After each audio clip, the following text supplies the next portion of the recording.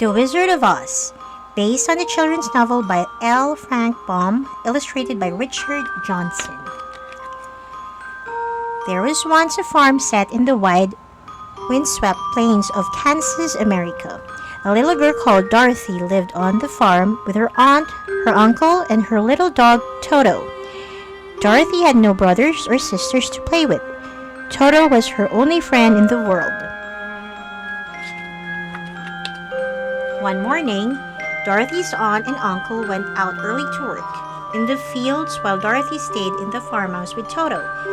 Suddenly, a swirling tornado tore across the farm. "Help!"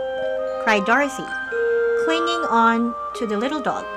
The tornado lifted the farmhouse right off the ground, carrying it high up into the skies. The house spun round and round in the air. It finally landed with a bump in a meadow full of flowers. "Where am I?" wondered Dorothy. A beautiful lady appeared. She wore a golden tiara and a silk gown. "Welcome to the land of Oz," she said gently. "I am the Good Witch. I want to thank you for killing the Wicked Witch." Dorothy looked confused. Surely she hadn't killed anybody. The Good Witch led Dorothy back to her farmhouse. Dorothy gasped in surprise. A witch's legs were sticking out the bottom of the building. The Good Witch pointed to the Wicked Witch's magic shoes.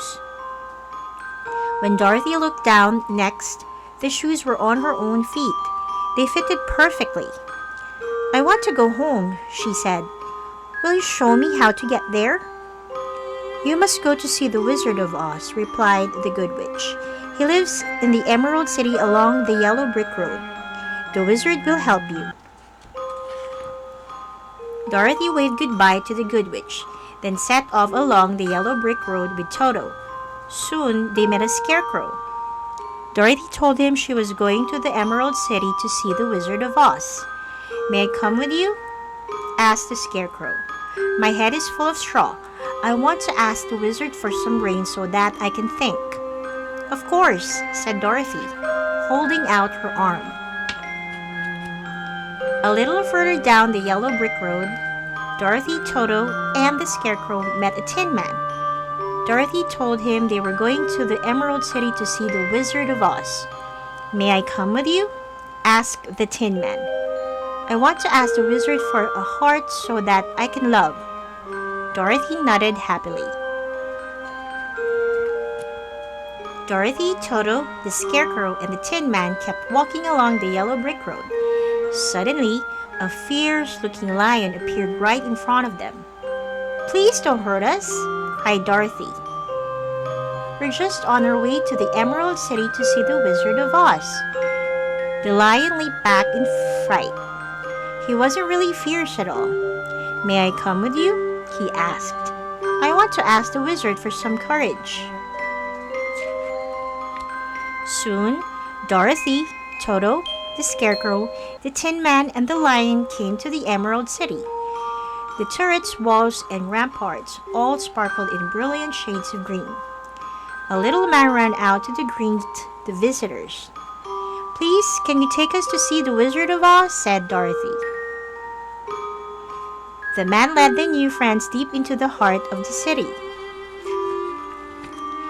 The Wizard of Oz sat in a chamber in the tallest tower of the Emerald City. He listened carefully as the friends asked him their questions. "Please, can you give me a brain?" asked the scarecrow. "Please, can you give me a heart?" asked the tin man. "Please, can you give me some courage?" asked the cowardly lion. The wizard peered at Dorothy. "And what about you?" he asked. "I just want to go home to Kansas," she replied. The wizard told Dorothy and the others to go and kill the last wicked witch in the land of Oz. If they managed to do it, he promised he would help them. The friends were walking back down the yellow brick road when the Wicked Witch's army of winged monkeys swept over their heads. The winged monkeys grabbed Dorothy, Toto, and the others and took them back to the witch's castle. The Wicked Witch trapped Dorothy and her friends in a dungeon. She made Dorothy scrub floors and wash dishes day and night, and refused to let them go until Dorothy handed over the red shoes. The witch knew that these magical shoes would give her great power. "If you don't give me the clothes," she snarled finally, "I will kill your little dog." Dorothy was tired and hungry. She threw a pail of water over the wicked witch. As soon as the water touched her skin, the witch shriveled and melted away to nothing.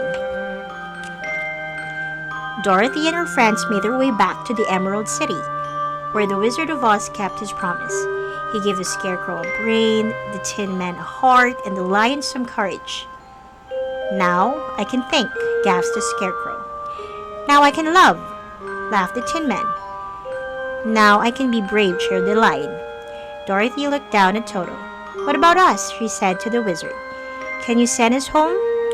"I cannot help you," the Wizard confessed sadly. "I don't know how to send you home." Suddenly, the Good Witch appeared. "Dorothy," she whispered, "you must ask your shoes to take you back to Kansas." Dorothy picked up Toto, closed her eyes, and clicked her heels together. "Shoes," she begged, "please take me home."